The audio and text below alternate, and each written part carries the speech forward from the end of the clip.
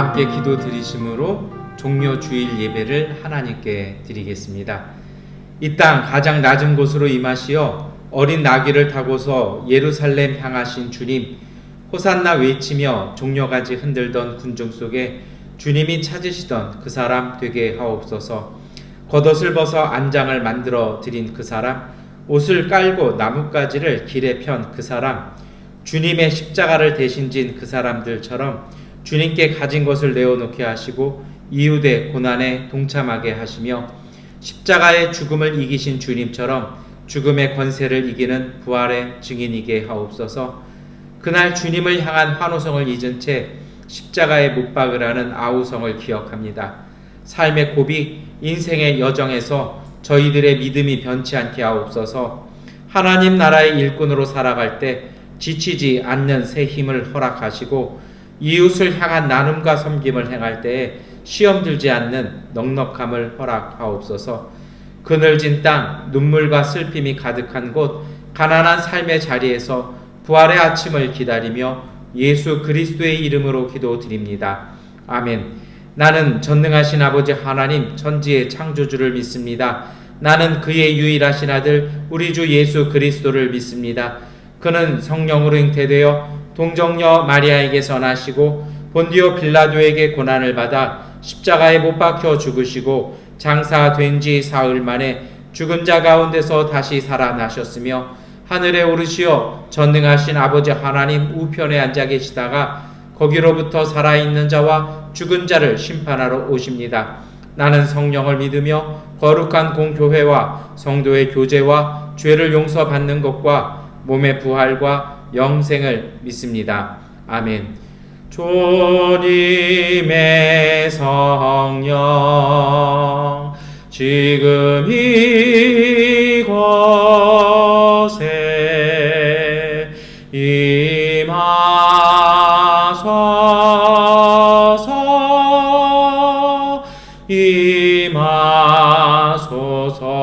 임하소서. 주님의 성령 지금 이곳에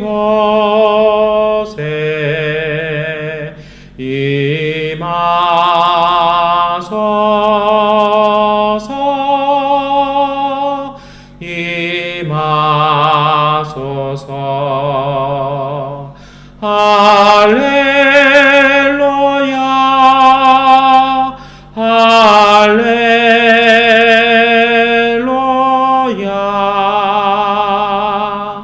할렐루야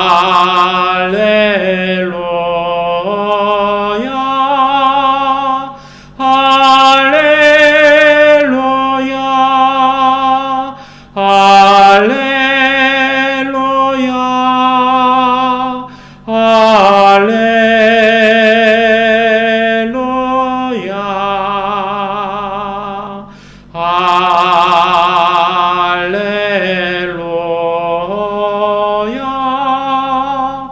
할렐루야 할렐루야. 다 함께 하나님께 기도드리시겠습니다. 전능하신 아버지 하나님, 부활의 영광에 이르는 고난주간 시작하는 종려 주일 예배를 하나님께 드립니다.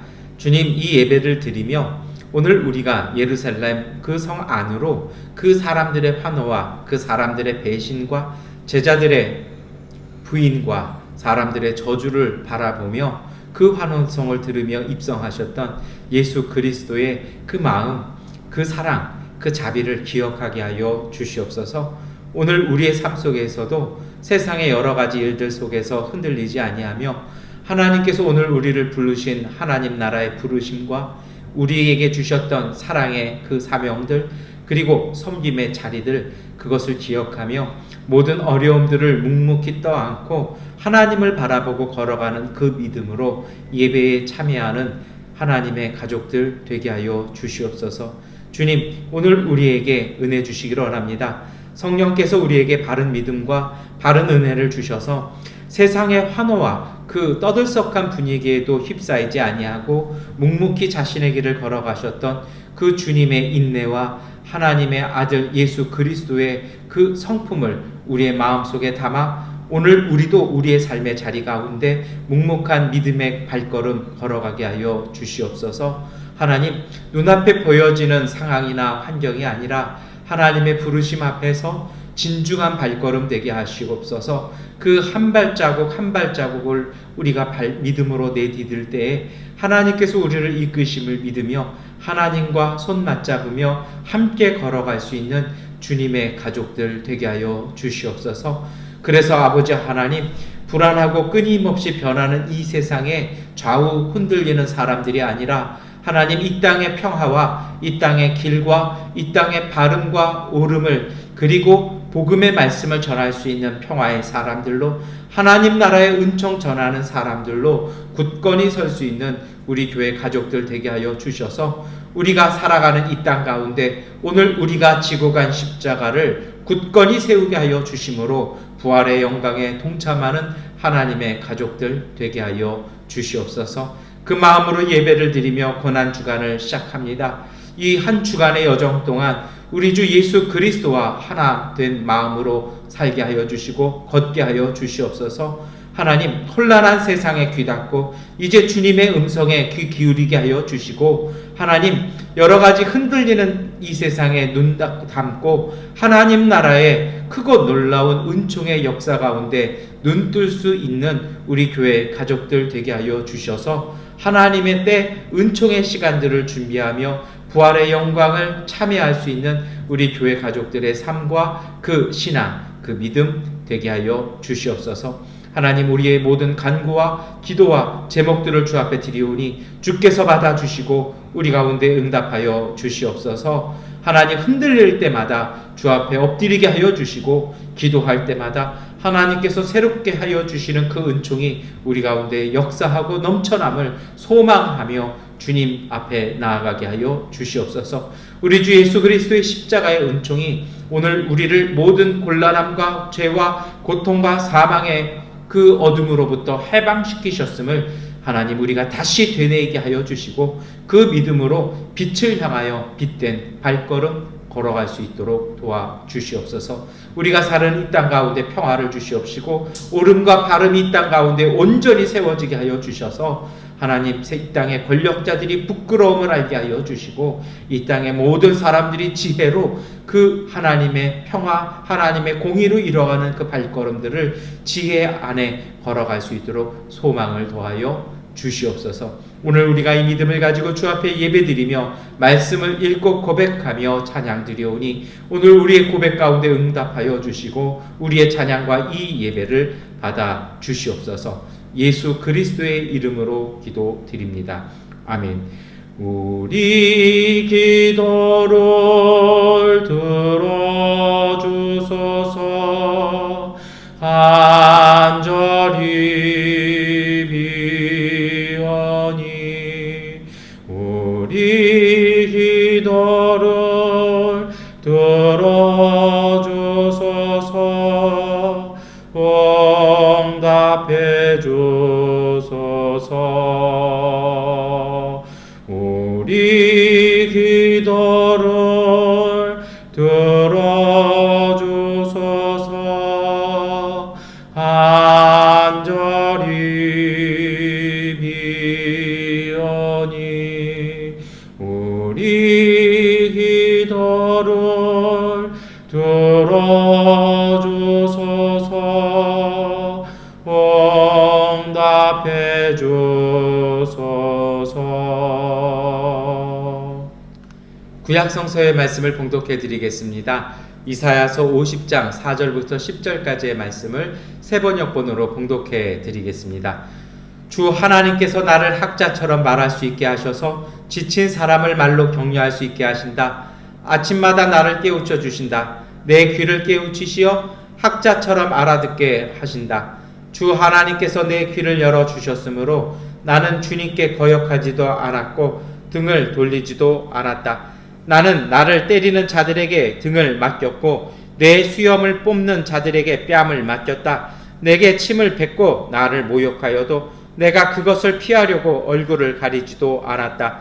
주 하나님께서 나를 도우시니 그들이 나를 모욕하여도 마음 상하지 않았고 오히려 내가 각오하고 모든 어려움을 견디어냈다. 내가 부끄러움을 당하지 않겠다는 것을 내가 아는 까닭은 나를 의롭다 하신 분이 가까이에 계시기 때문이다.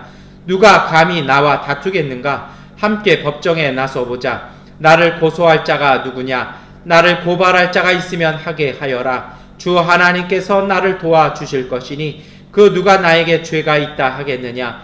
그들이 모두 옷처럼 헤어지고 좀에게 먹힐 것이다.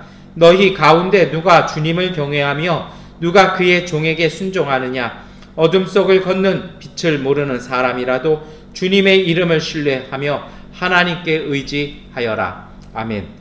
복음서의 말씀을 봉독해 드리겠습니다. 누가복음 22장 54절부터 65절까지의 말씀을 세 번역본으로 봉독해 드립니다. 그들은 예수를 붙잡아서 끌고 대제사장의 집으로 데리고 갔다. 그런데 베드로는 멀찍이 떨어져서 뒤따라갔다. 사람들이 뜰 한가운데서 불을 피워놓고 둘러 앉아 있는데 베드로도 그들 가운데 끼어 앉아 있었다. 그때 한 하녀가 베드로가 불빛을 안고 앉아 있는 것을 보고 그를 빤히 노려보고 말하였다. 이 사람도 그와 함께 있었어요. 그러나 베드로는 그것을 부인하여 이렇게 말하였다. 여보시오, 나는 그를 모르고. 조금 뒤에 다른 사람이 베드로를 보고서 말했다. 당신도 그들과 한패요. 그러나 베드로는 이 사람아, 나는 아니란 말이오 하고 말하였다. 그리고 1시간쯤 지났을 때에 또 다른 사람이 강경하게 주장하였다. 틀림없이 이 사람도 그와 함께 있었어. 이 사람은 갈릴리 사람이니까요. 그러나 베드로는 이렇게 말하였다. 여보시오, 나는 당신이 무슨 소리를 하는지 모르겠소. 베드로가 아직 말을 채 끝내기도 전에 곧 닭이 울었다. 주님께서 돌아서서 베드로를 똑바로 보셨다. 베드로는 주님께서 자기에게 오늘 닭이 울기 전에 내가 3번 나를 모른다고 할 것이다 하신 그 말씀이 생각났다. 그리하여 그는 바깥으로 나가서 비통하게 울었다. 예수를 지키는 사람들이 예수를 때리면서 모욕하였다.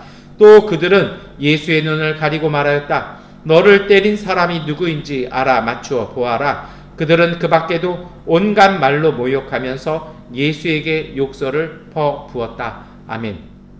찬송가 144장을 찬송하시겠습니다. 예수 나를 위하여 십자가를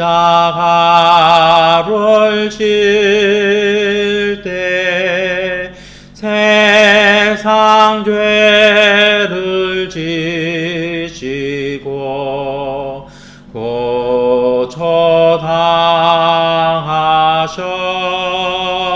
고초당하셨네. 예수님, 예수님, 나의 죄 위하여 법의 피를 흘리니 죄인 받으소서.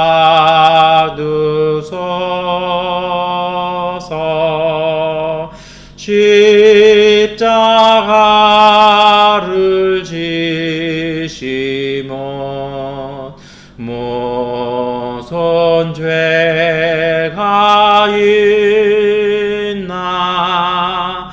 저무지한 사람들 메시아 죽였네. 예수님, 예수님, 나의 죄 위하여 법의 피를 흘리니 죄인 받으소서. 피와 같이 붉은 죄 없는 이가 없네. 십자가의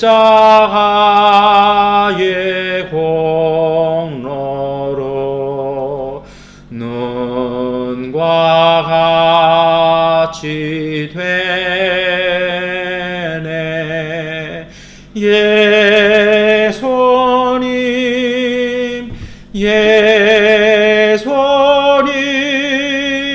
나의 죄 위하여 봄에 비를 흘리니 죄인 받으소서.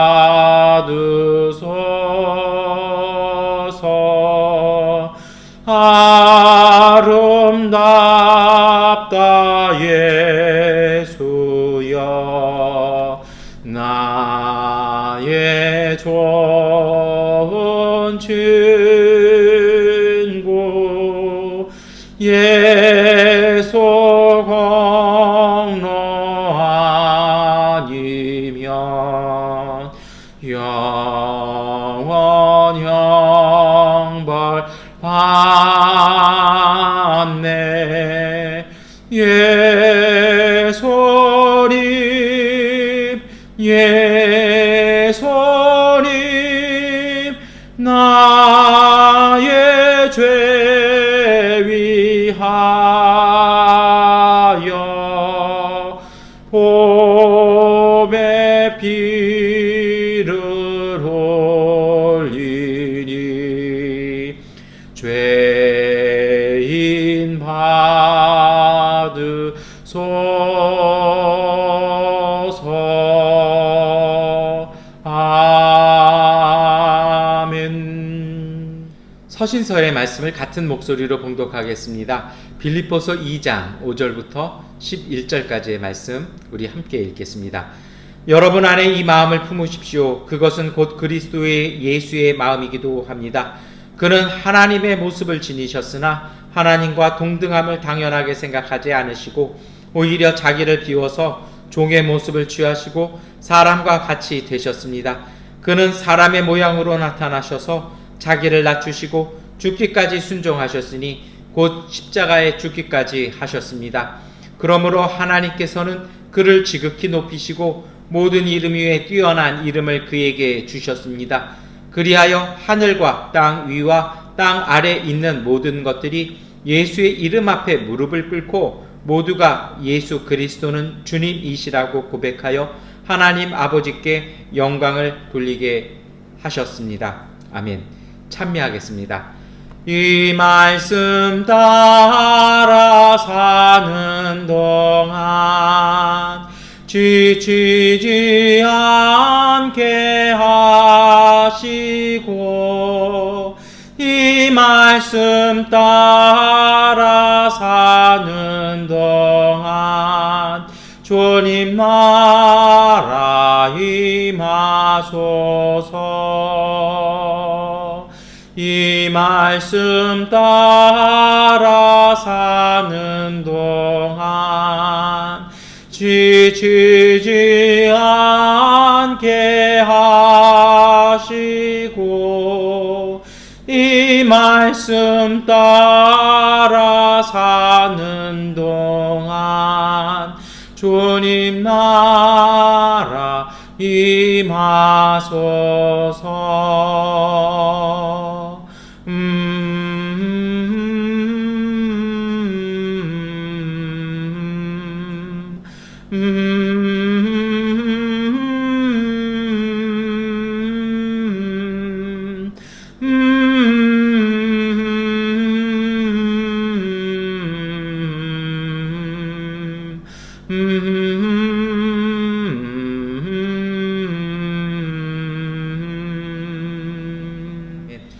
네, 오늘 우리 고난주간을 시작하는 종려주일 예배를 함께 드립니다. 오늘서부터 일주일 동안 그래서 우리가 고난주간 함께 지내고 우리 다음 주일은 부활주일 이렇게 예배 같이 드리게 됩니다. 그래서 우리 이번 한 주간은 더 깊이 기도하고 우리 더 깊이 골방으로 우리의 삶을 안고 들어갈 수 있는 그런 한 주간으로 함께 지내고 보내시고 승리하시기를 축원합니다. 여러분, 그래서 참된 그리스도인의 신앙은요, 어둠 속에서 빛을 찾는 사람들의 이야기이기도 합니다. 그래서 요한복음은 이 하나님의 빛에 대해서 얘기하면서 복음서의 말씀 시작하잖아요. 그 빛이 오늘 우리 가운데 오셨다라는 것입니다. 예수님께서 어둠 속에 있는 이 세상에 오셔서 빛의 길을 열어주셨다라는 것입니다. 오늘 우리가 함께 읽었던 이사야 50장 4절부터 10절까지의 말씀은 바벨론 포로 생활을요, 거의 이제 70년 가까이 되다 보니까 두 세대가 지나간 겁니다. 정말 길고 긴 세대입니다. 그러다 보니까 이 길고 긴 포로 생활 때문에 지쳤습니다. 고단했습니다. 이제는요, 꿈조차 꿀 수 없는 그런 무력감이 사람들에게 찾아왔을 때입니다. 그 가운데 하나님께서 오셨습니다. 그 하나님의 말씀이 전해진 것입니다. 그 하나님의 말씀은요, 너희가 죄악 때문에 내가 너를 버렸고 그래 아직도 나를 찾지 않는 너희를 심판하겠다, 이렇게 말씀하시는 것이 아니었습니다. 유대 백성들의 많은 사람들이 신앙을 잊어버려가고 있었습니다. 그러나 그러한 그들 가운데 하나님은 오셔서 끊임없이 주시는 말씀은 백성들을 위로하시기 시작했다라는 것입니다. 삶의 반전을 예고하신 것입니다. 자유와 회복의 때가 이제 다가왔다라고 말씀하시는 것입니다. 더 이상 꿈조차 꿀 수 없는 그러한 때에 그 무기력과 절망감이 삶의 주도권을 장악하고 있는 그때에 하나님께서는 하나님의 사람 이사야를 통해서 말씀하시는 것입니다. 이제 다 되었다는 것입니다. 다 되긴 뭐가 돼요? 절망밖에 안 보이는데. 그런데 하나님의 사람 이사야는 주님의 말씀이 그렇지 않다라는 것입니다. 절망이 펼치는 이 시간이 바로 이제 오늘 우리가 자유와 회복의 때가 시작되고 있다라고 주님의 희망, 주님의 말씀을 선포하고 있는 것입니다. 이 모든 것은 이스라엘의 노력이 아니라 하나님의 자비와 은혜 때문에 이 역사가 시작되고 있다라고 선지자 이사야는 전하고 있습니다. 언제 어떻게 이루어질까요? 성경은요, 시간에 대해서 잘 이야기하지 않습니다. 그러나 성경은요, 끊임없이 누구에 의해서 어떻게 이루어지는 자에 대해서 관심을 갖습니다. 항상 하나님의 역사는요, 준비되어진 사람을 통해서 이루어진다라는 것입니다. 하나님의 사람이 있으면 하나님의 역사가 이루어지는 것입니다. 오늘 선지자 이사야는 이것이 야훼의 종을 통해서 실현될 것이라고 예언하기 시작합니다. 하나님의 이 사명을 이뤄낼 메시아가 하나님 앞에 순종된 삶과 그 삶을 살아가는 그 사람을 통해서 이 놀라운 하나님의 은총과 회복의 시간이 이루어질 것이라고 예언하고 있습니다. 그래서 이사야 40장부터 55장까지 4번에 걸쳐서 이것이 찬양으로 등장하기 시작합니다. 이것을 야훼의 종의 노래라고 우리는 부르고 있습니다. 아마도요, 성서학자들은 이 이사야 예언이 그 포레서 생활하고 있었던 유대 사람들에게 전해지면서 그들 가운데 이 예언이 노래로 불려지고 찬양으로 불려지면서 그 메시아 사상을 꿈꿨던 사람들을 통해서 이 신앙과 믿음이 소수지만 끊임없이 전해지고 있었다라는 것입니다. 여러분, 그들은 이 메시아를 기다리고 있었던 것입니다. 야훼의 종, 오늘 우리 가운데 야훼의 종이 나올 것이라는 것입니다. 그가 나오기만 한다라면 메시아를 통해서 오늘 우리의 구원의 역사, 회복의 역사는 이루어질 것이라고 고백하는 것입니다. 야훼의 종은 그러면 어떤 사람일까요? 야훼의 종은요, 유다의 백성들과는 다른 삶을 살아가는 사람이었습니다. 유다의 백성들의 삶이 있었습니다. 그들은 하나님이 자신들을 버렸다고 판단했습니다. 자기들이 하나님의 약속을 저버렸기 때문에, 하나님의 뜻에 맞지 않는 삶을 저버렸기 때문에, 나라가 망했기 때문에, 성전이 회파되었기 때문에 이제는 하나님이 자신들을 버렸다라고 판단했습니다. 그리고 그들도 하나님을 버렸습니다. 이 고통은 하나님께서 바벨론의 신들보다 약했기 때문에, 하나님께서 그들의 신에게 굴복했기 때문에 우리가 패망했다고 생각해서 많은 사람들이 바벨론 신앙으로 돌아가 버려 말았습니다. 그런데 메시아의 역사를 갖고 올 이 야훼의 종은 그런 사람 아니라는 것입니다. 그 고난 속에서도, 그 어둠 속에서도, 그 절망 속에서도, 그 고단함 속에서도, 그 무기력함 속에서도 상황이 아니라 하나님의 뜻에 끊임없이 귀를 기울이는 사람이었습니다. 그리고 그 하나님의 뜻에 귀를 기울이기 때문에 하나님께서 자신에게 주신 길에서 벗어나지 않고 그 길을 묵묵히 걸어가는 사람이었다라는 것입니다. 이것이 바로 야훼의 종의 모습입니다. 여러분, 이러한 야훼의 종이 삶에서 만나는 고난을 대하는 자세가 나옵니다. 이것이 바로 이사야 50장 6절부터 7절까지의 말씀입니다. 고난은 자신의 죄가 아니라 하나님의 희망을 이루기 위한 과정으로 이해한다는 것입니다. 이것은 종착점, 끝나는 지점, 멸망의 자리가 아니라 이것은 우리가 지나가야 될 자리라고, 우리가 하나님과 함께 동행하며 뚫고 지나가야 되는 자리라고 야훼의 종은 그 길을 보았다라는 것입니다.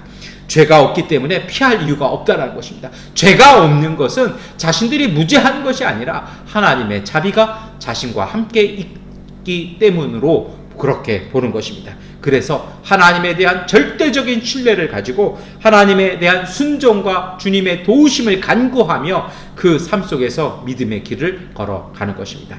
여러분, 이 이사야가 예언한 야훼의 종이 오늘 우리에게 임하였습니다. 우리 가운데 이루어졌습니다. 그것이 바로 예수 그리스도의 삶을 통해서, 예수님의 십자가의 고난을 통해서 오늘 우리 가운데 성취되어지고 이루어진 것입니다. 야훼의 종의 모습을 우리가 살펴보지 않았습니까? 복음서가 전하는 예수 그리스도의 모습과 동일합니다. 오늘 이사야서 50장 4절의 말씀은 그것을 증언합니다. 오늘 우리가 함께 읽겠습니다. 주 하나님께서 나를 학자처럼 말할 수 있게 하셔서 지친 사람을 말로 격려할 수 있게 하신다. 아침마다 나를 깨우쳐 주신다. 내 귀를 깨우치시어 학자처럼 알아듣게 하신다. 여러분, 오늘 이 이사야 50장 4절의 말씀을 사순절 시작하면서 우리가 한번 말씀을 나누었습니다. 학자의 이 혀는요, 막 유창하게 말하는 그 혀가 아니라 잘 듣는 혀였습니다. 하나님의 말씀을 잘 깨우치는 것이죠. 잘 들음을 통해서 지치고 절망하는 사람들에게 위로와 소망을 주는 삶이었다는 것입니다. 이것이 야훼의 종의 모습이었고, 오늘 우리 예수님께서 오늘 우리 가운데 오셔서 바리새인들이, 율법학자들이 오해하고 왜곡시켜 놓았던 하나님의 뜻을 지치고 가난하고 힘들고 절망 가운데, 죄 가운데서 고통받던 사람들에게 하나님의 뜻을 우리 가운데 말씀해 주신 것입니다. 그리고 이것을 예수님께서는 삶으로 사셨습니다. 가난한 갈릴리의 삶으로 사셨기 때문에요. 그렇게 동참하시고 동감하셨기 때문에 예수 그리스도를 만난 사람들이 감동을 받고 그들이 구원받았던 것입니다. 여러분, 예수와 삶과 갈릴리 사람들의 차이가 있습니다. 예수님은 어떠한 다른 점이 있었을까요? 이런 삶이 어떻게 가능했을까요? 그것은 일상의 어려움 속에서도요, 하나님의 뜻을 꿰뚫어보는 성찰이 있었다라는 것입니다. 그리고요, 그것으로 자신을 높이고 자신의 권위를 세우고 자신의 입지를 다져주는 데 쓰는 것이 아니라 고단한 이들의 격려하는, 감동을 주고 그들을 위로하는 삶을 살았다라는 것입니다. 만약에 예수님께서요, 자기의 명예를 위해서 자기의 입지를 쌓는 삶이 사셨다라면 예수님께서는 십자가 지지 않으셨을 것입니다. 또 다른 바리새인이나 또 다른 예루살렘 대제사장 그룹처럼 되셨을 것입니다. 그런데 그분이 깨달은, 그분이 알고 계시는 하나님의 뜻을 가난하고 고되고 힘든 사람들에게 위로하시고 가르쳐 주셨기 때문에 예수님은 고난 당하셔야 했다라는 것입니다. 여러분, 바로 이것이 사도 바울이 전하는 예수 그리스도의 삶입니다. 자기 비움으로 이뤄내는 진정한 힘이 바로 여기에 있다라는 것입니다. 그것이 오늘 우리가 함께 읽었던 빌립보서 2장 5절부터 11절까지의 말씀입니다. 여러분 안에 이 마음을 품으십시오. 그것은 곧 그리스도 예수의 마음이기도 합니다. 그는 하나님의 모습을 지니셨으나 하나님과 동등함을 당연하게 생각하지 않으시고 오히려 자기를 비워서 종의 모습을 취하시고 사람과 같이 되셨습니다. 그는 사람의 모양으로 나타나셔서 자기를 낮추시고 죽기까지 순종하셨으니 곧 십자가에 죽기까지 하셨습니다. 그러므로 하나님께서는 그를 지극히 높이시고 모든 이름 위에 뛰어난 이름을 그에게 주셨습니다.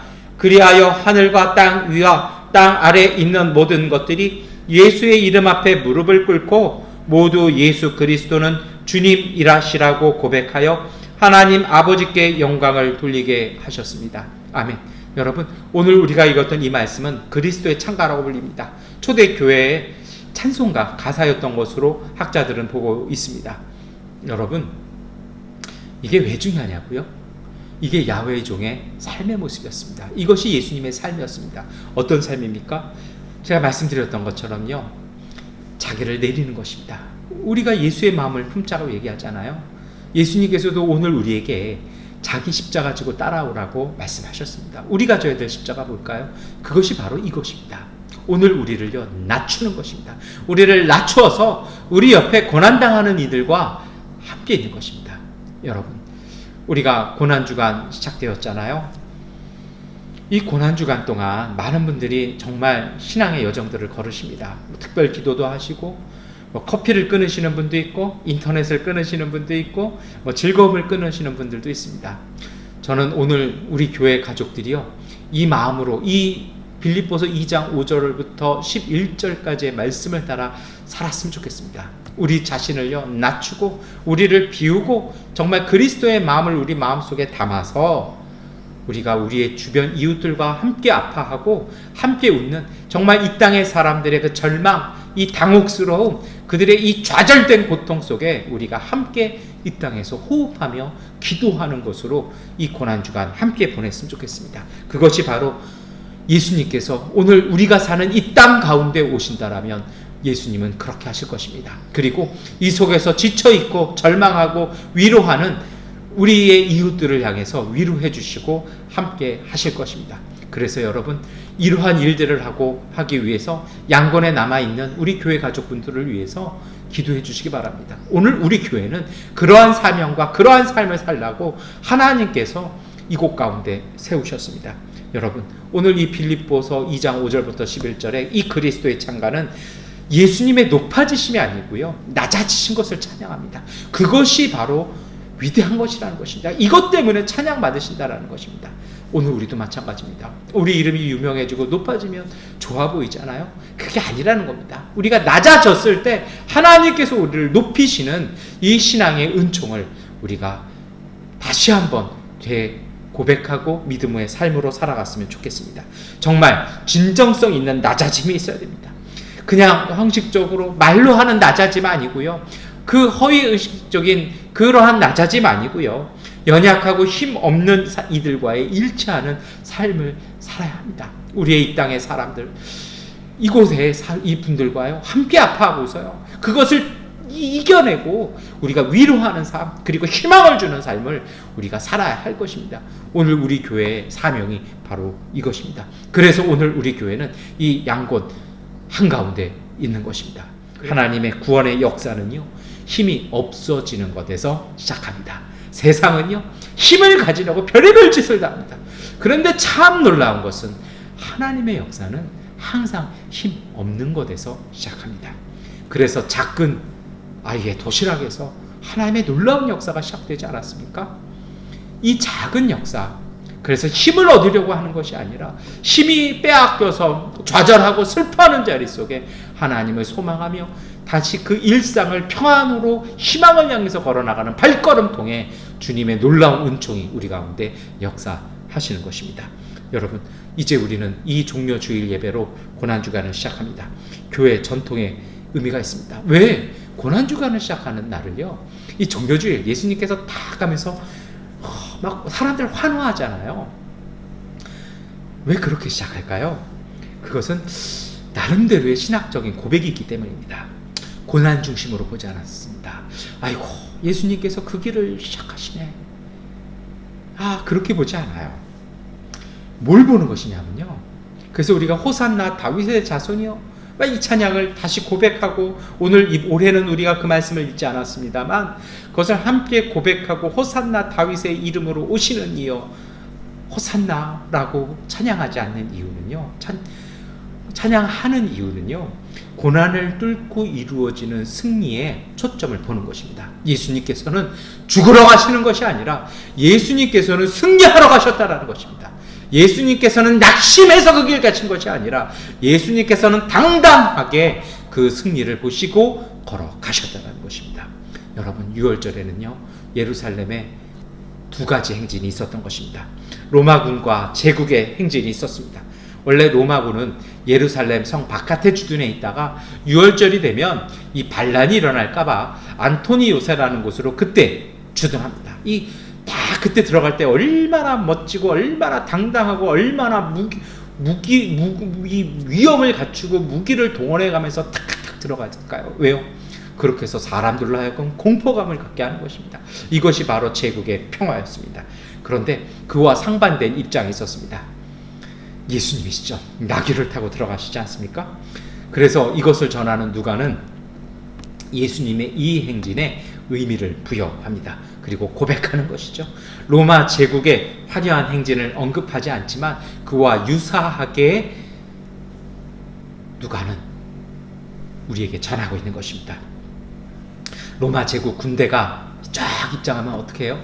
막 그 군악대 빵빠레 쫙 울려가면서 사람들이 도열해서 그 로마 제국과 결탁한 사람들이 도열해서 박수 쳐주고 그 가운데 행진하는 것이죠. 주둔군으로서 승전국가로서의 군대가 들어갈 때는 항상 그렇게 됩니다. 로마가요, 팍스 로마라는 이름으로 포장된 무력의 평화로 거짓된 승리로의 개선 행진을 합니다. 이것은요, 군대와 황금의 폭력으로 이루어진 것이었습니다. 그러나 예수님의 행진은 그런 것들이 아니었습니다. 평범한 일상에서 예언이 성취된 것이라고 오늘 누가는 누가복음을 통해서 우리에게 증언하고 있는 것입니다. 예언이 이루어졌다는 것입니다. 그것이 바로 스가랴 9장 9절의 예언이었습니다. 도성 시온아 크게 기뻐하여라. 도성 예루살렘아 환성을 올려라. 내 왕이 내게로 오신다. 그는 공의로우신 왕, 구원을 베푸시는 왕이시다. 그는 온순하셔서 나귀 곧 나귀 새끼인 어린 나귀를 타고 오신다. 여러분, 새끼 나귀는 잘 타지 않습니다. 왜요? 새끼 나귀는 허리를 다칩니다. 그래서 새끼 나귀를 타는 건 이 아이들이나 이 체중 가벼운 사람들이 타거든요.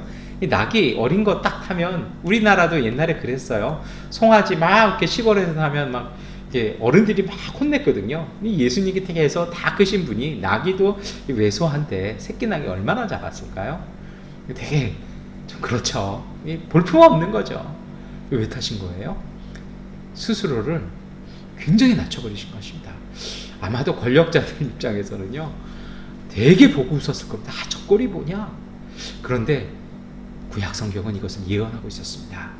예수님께서 그러한 모습으로, 세상이 조롱하는 모습으로 입성하실 것이라는 것입니다. 세상 사람들이 우습게 보는 모습으로 주님이 오시나, 세상의 권력자들이 우습게 보는 그 모습, 그 행진이 하나님의 놀라운 회복을 이루는 위대한 행진이 될 것이라는 것입니다. 여러분, 조금 말씀을 드렸습니다만 무엇이 다를까요? 제국의 평화에 숨어있는 모습이 있었습니다. 자기의 행복을 위해서 다른 사람을 힘으로 억압하는 거짓이었습니다. 이것이 바로 여러 번 말씀드렸던 폭력으로 이루어지는 평화였습니다. 이에 반해서 예수님은 초라했습니다.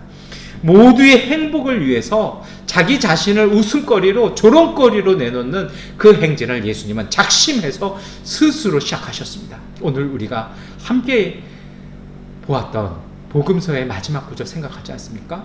사람들이 막 놀리지 않아요? 눈 가리고 누가 때렸는지 맞춰보라고 놀리고 조롱하고 그 수많은 매를요, 누가 때렸는지도 모를 숱한 몰매를 예수님은 맞으면서 조롱거리로 전락하셨다라는 것입니다. 평범하고 초라한 이 행진이 구원의 역사가 시작된 자리였다는 것입니다. 그래서 교회 전통은 2000년 동안 고난주간을요, 이 승리의 행진에서 시작하는 것입니다. 우리가 이 한 주간 동안 겪어야 될 것은 패배와 죽음과 위기와 절망으로 인해서 두려워서 숨어서 지내는 절기가 아니라, 우리는요, 승리를 보고 그 승리를 위해서 집중해서 우리가 승리를 위해서 싸우는 영적인 그 여정으로 시작하는 한 주간이라고 고백하는 것입니다. 그리고 이것을 복음서는 평화가 이루어지는 길이라고 고백합니다.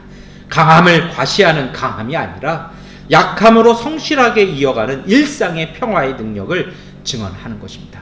예수님께서 군인들이 타는, 그리고 왕이 타는, 귀족들이 타는, 힘있는 사람들이 타는 그 말을 타고 들어가시는 것이 아니라 그냥 평범한 사람들이 일상에서 일을 하면서 사용했던 노새를 통해서 입장하셨던 것처럼 오늘 우리의 평범한 그 일상, 성실하지만 그 일상, 작지만 그 믿음으로 이어가는 그 일상을 통해서 하나님의 역사는 우리 가운데 이루어졌다라는 것입니다. 이 고난주간, 그 예수님의 그 고난 어떻게 견뎌냈을까요? 야훼의 종은 이사야서에서 고백합니다. 이사야서 50장 7절부터 9절까지의 말씀입니다. 우리 함께 읽겠습니다. 주 하나님께서 나를 도우시니 그들이 나를 모욕하여도 마음 상하지 않았고 오히려 내가 각오하고 모든 어려움을 견디어냈다. 내가 부끄러움을 당하지 않겠다는 것을 내가 아는 까닭은 나를 의롭다 하신 분이 가까이 계시기 때문이다. 누가 감히 나와 다투겠는가? 함께 법정에 나서보자. 나를 고소할 자가 누구냐? 나를 고발할 자가 있으면 하게 하여라. 주 하나님께서 나를 도와주실 것이니 그 누가 나에게 죄가 있다 하겠느냐? 그들이 모두 옷처럼 헤어지고 좀에게 먹힐 것이다. 아멘. 여러분, 야훼의 조언이요, 고난을 보는 것이 아니라 하나님을 봅니다. 그리고 내가 하나님 앞에서 심판받겠다는 것입니다. 누가 옳은지 가겠다는 것입니다. 그 믿음으로 가는 것입니다. 그 시작 어디서 시작할까요? 이사야서 50장 10절의 말씀 우리 함께 고백하겠습니다. 너희 가운데 누가 주님을 경외하며 누가 그의 종에게 순종하느냐? 어둠 속을 걷는 빛을 모르는 사람이라도 주님의 이름을 신뢰하며 하나님께 의지하여라. 그 방법이 무엇입니까? 우리가 평소에 하던 대로인 것입니다. 평소에 하시던 대로 주님을 순종하고 하나님께 의지하십시오. 그리하면 고난, 역경, 불안, 두려움, 우리는 그것을 뚫고 지나가 승리의 은총의 은혜 가운데로 들어갈 것입니다. 오늘 예수님께서도 그러하셨습니다. 하나님의 말씀, 주님의 은총을 따라 예수님께서는요, 뻔히 보이는 예루살렘으로 걸어 올라가셨습니다. 예루살렘의 고난을 향해서 그분은 행진하신 것입니다. 그런데 이 행진에, 이 고난의 일주일 동안 함께 했던 사람들이 있었습니다. 아주 많은 사람들이 복음서에는 나옵니다. 어떤 사람들이 있었을까요? 가장 가깝게는요, 3년간 동고동락했던 제자들입니다. 그런데 놀랍게도 가장 먼저 배신하고 떠났습니다. 그 부분을 볼 때마다요, 복음서 부분에 예수님의 말씀이 딱 생각이 나요. 무엇을 보려고 나왔느냐? 옷 잘 입고 귀한 사람들이냐? 보아라, 저기 궁궐에 있지 않냐? 무엇을 보려고 그러지 않느냐? 여러분, 그 예수님의 말씀, 사실은 그것 속에서요, 시금석이 드러납니다. 어렵고 힘들 때 거기에서 드러나는 것입니다. 여러분, 오늘 우리도 마찬가지일 것입니다. 두 번째로는요, 예수님을 상대했던 빌라도와 제사장들과 무리들이 있습니다. 십자가에 못 박으라고 그들은 이야기하기 시작합니다. 악의에 찬 거짓된 음모로 일관했던 유대교 지도자, 종교 지도자들이 있었습니다. 몇 푼의 동전과 선동에 눈과 귀가 먼 군중들이 있었습니다. 며칠 전에는 환호하더니요, 이제는 몇 푼 동전 주니까요, 예수 죽이라고 앞장서기 시작합니다. 거짓 증언도 하기 시작했습니다. 원래 재판할 때 거짓 증언하면 시나리오 다 짜주잖아요. 얼마나 몰입했는지요. 이 사람들이 얼마나 열심히 증언했는지 너무 열정적으로 증언해서요, 증언이 안 맞아요. 이 유대 종교법은요, 2명 이상이 동일한 증언을 해야 되는데 이게 안 맞아요. 날짜, 시간, 장소, 이게 뭐가 안 맞으니까 도무지 이 유대 사내들에서 주관하는 이 종교 재판에서는 사형을 언들 못해요. 그러니 빌라도에까지 하지 않습니까? 얼마나 사람들이 거짓말하는데 열정을 품었는지 알 수 있는 대목이죠. 그것뿐만이 아니죠. 정치적 이익 때문에 눈이 먼 이 정의와 법의 수호자의 이 볼품없는 모습을 봅니다. 그러한 모습들도 있었어요.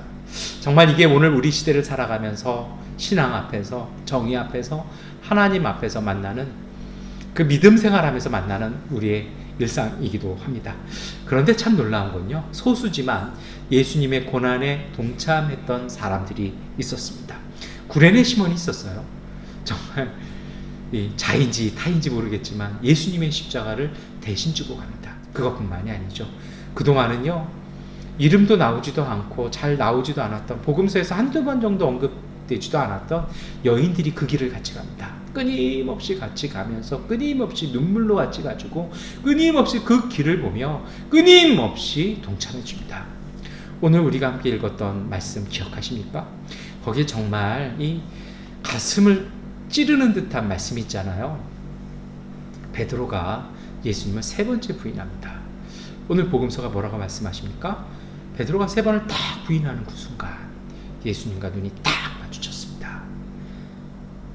그 시선의 일치요, 정말 베드로의 양심과 마음과 그동안 지나간 3년의 삶이 쪼개지는 그 아픔 겪지 않았을까요? 근데 그 반대되는 과정도 있더라는 것입니다. 무엇일까요? 예수님께서 십자가 지시고 그 채찍 맞아 가시면서 지치고 힘드실 때마다 자기를 구경하는 사람들 눈 속에 정말 눈물로써 염원하고 눈물로써 응원하고요, 눈물로써 함께 아파하는 그 여인들의 모습을 보신 것입니다. 그리고요, 나서지 못하는 그 아픔을 보시면서 예수님은 그 응원과 그 지지와 그 동행을 통해서 골고다까지 걸어가신 것입니다. 여러분, 저는요, 오늘 우리 교회가 놀라운 일, 큰 일은 이 미얀마 양곤에서 못하지만 그것 했으면 좋겠습니다. 이곳에서요, 우리가 놀랍고 유명한 일, 뭐 세계 해외 언론이 알아주고 한국 교계가 알아주고 뭐 이런 일 못해도 될 것 같아요. 솔직히 그럴 자신도 없어요. 능력도 없어요. 그러나 이 땅 가운데서요, 이곳의 사람들을 위해서 함께 아파하고 함께 고민하면서 함께 울면서 함께 기도하는 그 일은 우리가 할 수 있습니다. 그것이 오늘 우리의 사명일 것입니다. 그런데요, 뜻밖의 증언이 나옵니다. 뜻밖의 사람이 뜻밖의 고백을 해납니다. 사형을 집행하는 책임자였던 로마 백부장이 고백합니다. 그 사람 하나님의 아들이었다. 다시 말하면요, 그 사람 죄가 없었다라는 것입니다. 그런데 놀라운 것은요, 하나님의 아들이었다는 이 고백이 누가복음 앞에도 나오고 오늘 누가복음 뒤에도 나온다는 것입니다. 이것이 바로 누가가 전하는 복음서의 주제라는 것입니다. 예수님은 하나님의 아들이셨다는 것입니다. 그런데 놀라운 게 있어요. 왜 이 고백이 백부장의 입을 통해서 나올까요?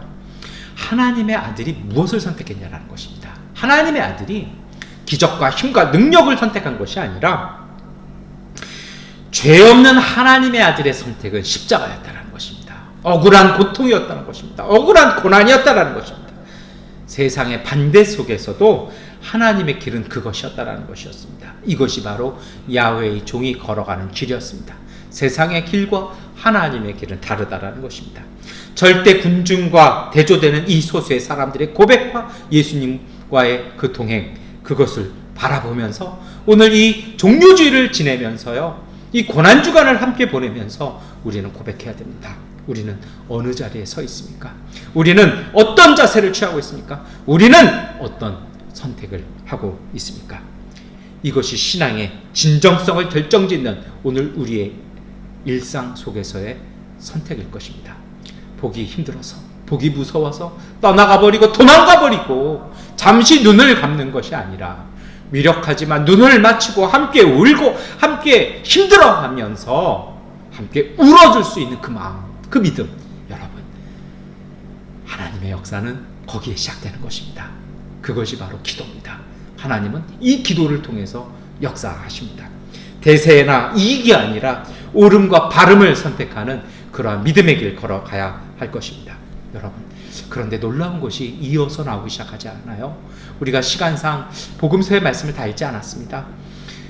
이러한 상황 속에서요, 우리는 그렇게 생각해요. 하나님께서 침묵을 일관하셨다. 근데 성경은 그렇게 말씀하지 않습니다. 하나님이 침묵이 아니라 행동으로 우리에게 말씀하셨습니다. 놀라운 것은요, 예수님께서 운명하셨던 시간에 하나님께서 행동하신 것입니다. 예수님은 지난 주일에도 말씀을 드렸지만 유월절 어린 양을 잡는 시간에 그분은 십자가에서 운명하셨습니다. 그것을 통해서 유월절 어린 양의 대속의 죽음을 한 번에 이루셨습니다.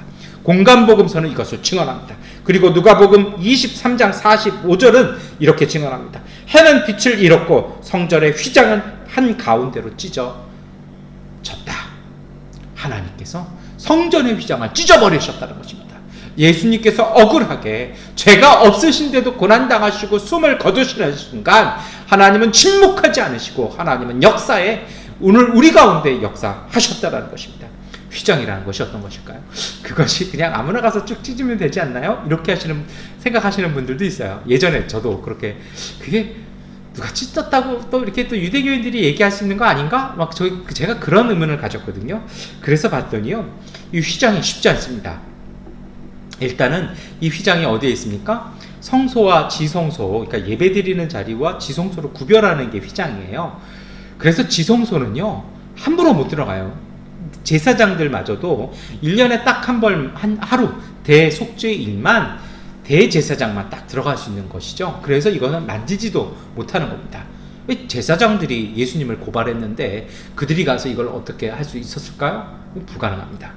그러면 몰래 잠입했다고 뭐 또 그 당시에 소문 냈을 수도 있을 것 같습니다. 근데 이게 불가능해요. 왜 그러냐면 이 휘장이 이 사이즈가 어떻게 되냐면요, 높이가 18m고 폭이 9m입니다. 중요한 건 그 두께가 10cm입니다. 거의 이건 담이에요. 이건 벽이에요.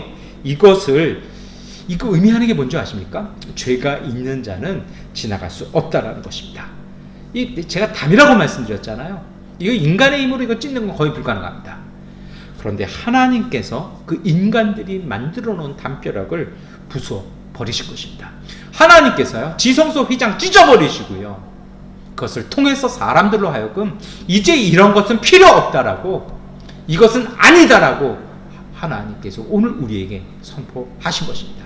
주님께서, 하나님께서 한 분은 십자가에서, 한 분은 성전의 지성소의 휘장을 찢어버리심으로써 행동으로 오늘 우리 가운데 말씀하신 것입니다. 그래서 예수 죽음의 또 다른 진실을 하나님께서는 행동으로 우리 가운데 보이셨습니다. 그것이 히브리서 10장 19절 20절의 말씀입니다.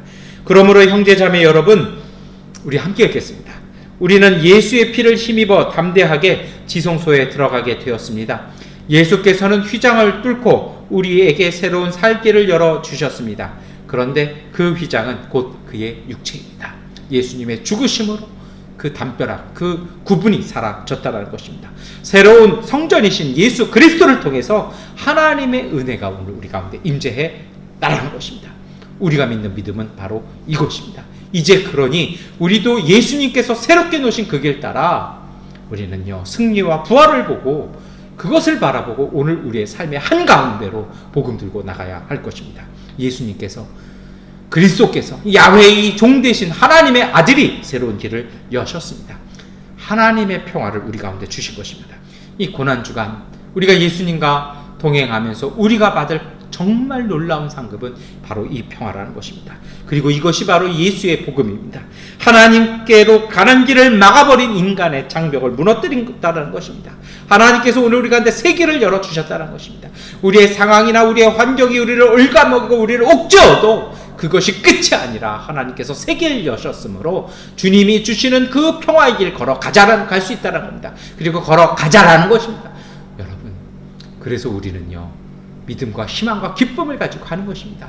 그리고 그 길을 우리가 먼저 가면서 오늘 우리의 이웃들에게 그 희망, 그 길, 그 소망, 그 기쁨을 전하는 것, 그것이 우리의 사명입니다. 그리고 그것이 그리스도의 사람들이 할 일들이고 복음을 전하는 사람들입니다. 복음 전하는 사람은 절망을 전하는 것이 아니라 희망을 전하는 것입니다. 그래서 복음 전하는 사람들은요, 그리스도의 사람들은요, 가장 낮은 자리, 가장 어두운 자리, 가장 좁은 자리, 가장 먼 자리 나가는 것입니다. 그래서 하나님은 오늘 우리를 이곳에 세우셨습니다. 누구에게든 하나님은 그 길을 열어 놓으셨습니다. 오늘 우리는요, 이제 일어나서 그 길을 사람들에게 알려주어야 합니다. 그 생명과 은총의 길을 보여주어야 한다는 것입니다. 예수님께서 십자가에서 돌아가시면서 운명하시면서 다 이루었다라고 말씀하셨습니다. 그분의 고통, 그분의 길, 그분의 사명은 다 이루셨습니다. 그리고 예수님에게 찾아온 것은 부활의 영광이었습니다. 여러분, 이제 설교를 마무리하겠습니다. 오늘 우리가 짊어져야 될 고통, 고난, 죽음, 그 모든 것은 예수님께서 단번에 지셨습니다. 그러니 우리가 두려워할 것이 뭐가 있겠습니까? 무서워할 것이 뭐가 있겠습니까? 겁먹을 것이 뭐가 있겠습니까? 여러분, 상실하는 것, 없어지는 것에 연연하지 마십시오. 하나님께서 우리 가운데 새롭게 이루시는 것을 여러분 기뻐하십시오. 제가 고백 하나 드리겠습니다. 미얀마에서 한인교회를 제가 15년을 섬겼습니다. 한인교회 사역이 쉽지 않습니다. 왜냐고요? 한국에서는요, 목회를 하면 성도도 교회 가족들도 모이고 착착착 해서 교회가 점점점 부흥할 수가 있어요. 제가 15년을 있으면서 느낀 게 뭔지 아십니까? 우리 교회 가족들이 함께 지내는 시간이 3년이 채 안 돼요. 몇몇 가정 빼놓고는요, 3년이 되면 다 한국으로 가시거나 다른 곳으로 또 발령받아 가시거나 떠나게 됩니다. 솔직히 말해서요, 목회를 아무리 열심히 해도 맨날 그 자리예요. 좀 다른 방법도 있어요. 그렇게 하지 않고요. 할 수 있는 방법들도 있어요. 저도 알아요. 저도 그거 한국에 있을 때, 부목사에 있을 때 참 많이 배웠어요. 근데 제게 주신 사명은 그게 아니었습니다. 우리 교회 길은 그게 아니었어요. 그러니까 매일 15년 전이나 지금이나 똑같아요. 조금 활성화될 것 같으니까 코로나 때문에 다들 나가 계시고 다들 그래요. 저만 그런 게 아니에요. 우리 교회 가족들 다 그러시잖아요. 그런데요, 참 놀라운 게 있습니다. 교회 가족은 떠나는데요, 제 마음속에 주시는 기쁨은 더 들어요. 묘한 게 있어요. 가시고 나면요, 하나님께서 위로가 되실 분들을 또 보내세요. 그리고 더 놀라운 건 뭔지 아십니까? 그 오신 분과 가신 분이 우리 교회 안에서 또 다른 가족이 되더라는 것입니다. 하나님께서 영적으로 우리 교회를 부흥하게 하십니다. 가끔은 빈자리가 너무 많을 때가 있어요. 한때는 꽉 찼는데, 의자가 모자랐는데, 어느 그 패턴이 딱 되면, 어느 순간 되면은요, 빈자리가 또 다시 5년 전, 10년 전으로 돌아갈 때가 있어요. 놀라운 건요, 마음속에 기쁨이 있어요. 영적인 그 소망이 있어요. 그동안 우리 교회 가족분들, 물론 한국 가셔서 우리 교회를 위해서 기도해 주시는 가족들, 끊임없이 함께 기도로 신앙 안에서, 예수 그리스도 안에서 함께하는 가족들이 있죠. 그 은총 안에서 우리 교회에 그 영향력들이, 영성이 발전하는 것을 봅니다. 그것이 전 진정한 부흥이죠. 여러분, 코로나 때문에, 이 사태 때문에 두려워하실 수도 있고 낙심하실 수 있습니다. 그렇게 하지 마십시오. 예수님께서 오늘 우리 가운데 다 이루어 주셨습니다. 우리가 져야 될 짐, 무거운 것들 예수님이 다 지셨습니다. 수고하고 무거운 짐진 자들아 다 내게로 오라 말씀하셨잖아요. 내가 너희와 함께 하신다고 말씀하셨잖아요. 이스라엘 유대 사람들의 그 멍에는요, 예수님이 우리 멍에 함께 지어 주시나요? 무슨 뜻이냐니까? 소 두 마리가 함께 집니다. 우리가 지는 게 아니라 예수님께서 우리와 함께 하십니다. 예수님께서 다 이루었다는 이 말씀에 우리의 은혜가 있고 기쁨이 있는 것입니다. 그러니 이제 불안해하지 마십시다. 지금까지 사업하신 거, 지금까지 쌓아 올린 것이 잠시 주춤하고 위험해 보인다고 해서 불안해하지 마십시오. 여러분, 그게 다 우리 노력 아니잖아요. 하나님 주신 은혜면 하나님께서는 더 풍성하게 부어주심을 믿으시기를 축원합니다. 이제 설교를 진짜 정리해 보겠습니다.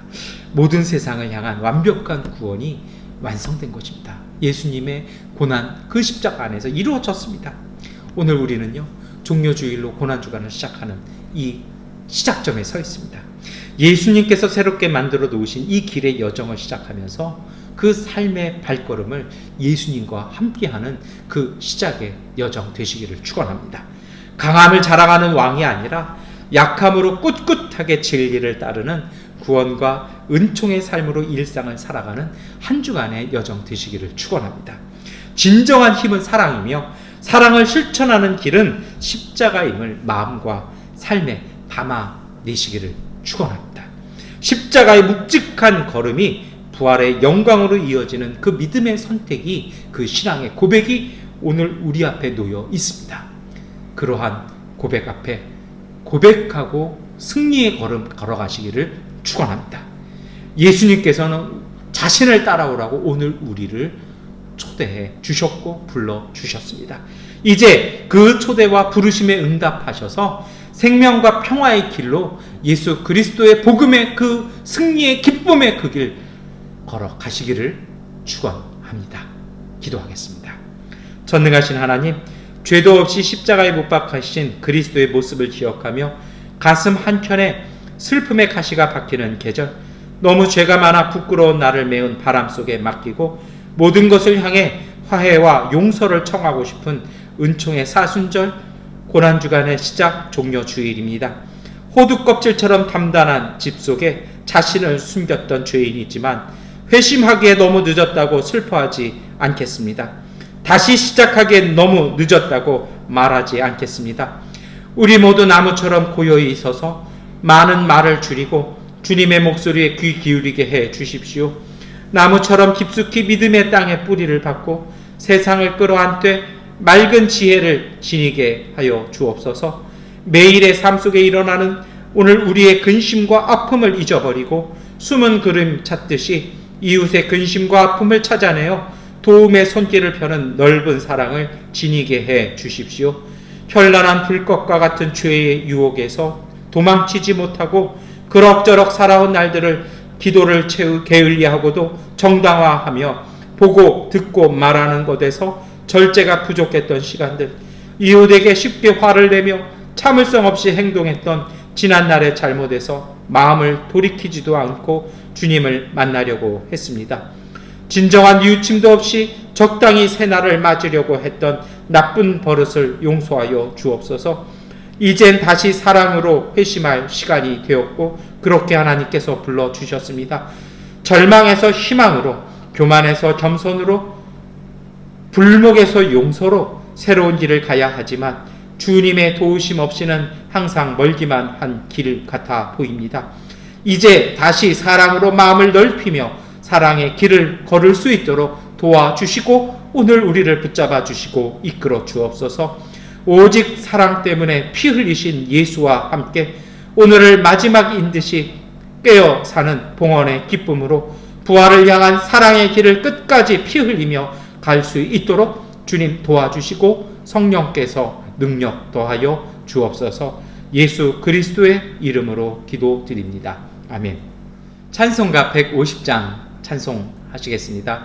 갈보리 산 위에 십자가 섰으니 주가 고난을 당한 벼라. 험한 십자가를 내가 사랑함은 주가 보혈을 흘림이라. 죄후 성리를 얻기까지 주의 십자가 사랑하리. 빛나면 멸류관 받기까지 험한 십자가 붙들겠네. 멸시천대 받은 주의 십자가에 나의 마음이 끌리도다. 귀한 어린 양이 세상 죄를 지고 험한 십자가 지셨도다. 죄후 속리를 얻기까지 주의 십자가 사랑하리. 빛난 멸류관 받기까지 험한 십자가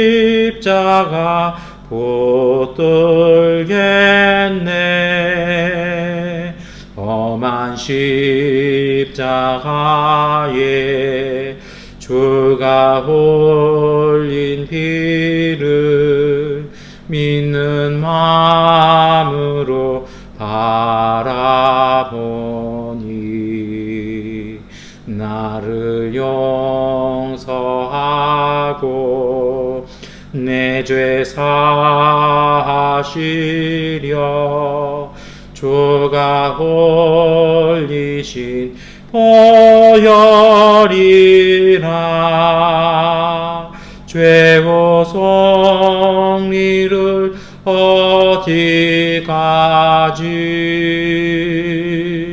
주의 십자가 사랑하리. 빛난 멸류관 받기까지 험한 십자가 붙들겠네.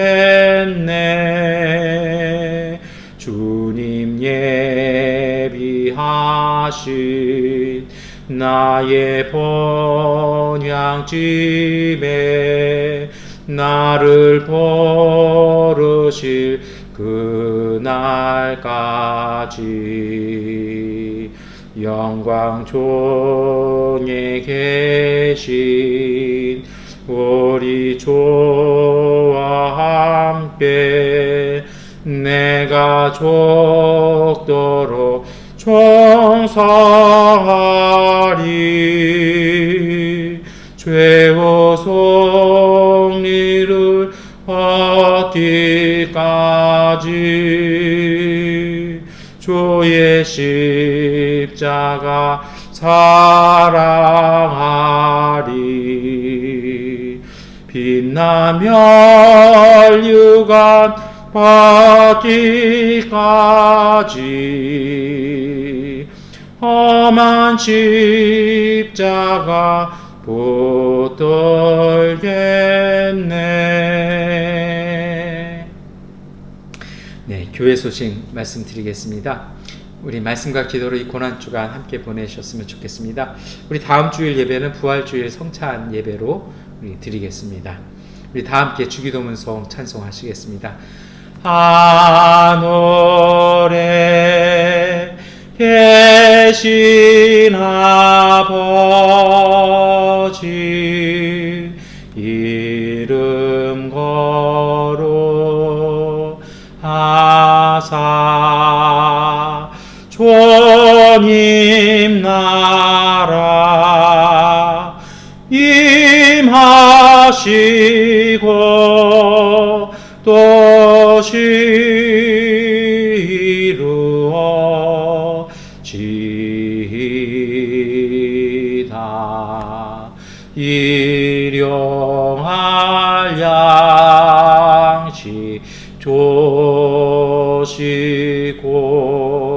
우리 돌에 근죄 다 용서하옵시고 또 시험에 들게 마시고 악에서 구원하소서. 되게 주의 나라 주의 권세 주의 영광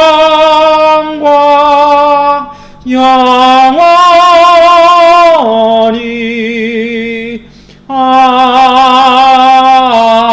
아멘. 평안히 가십시오.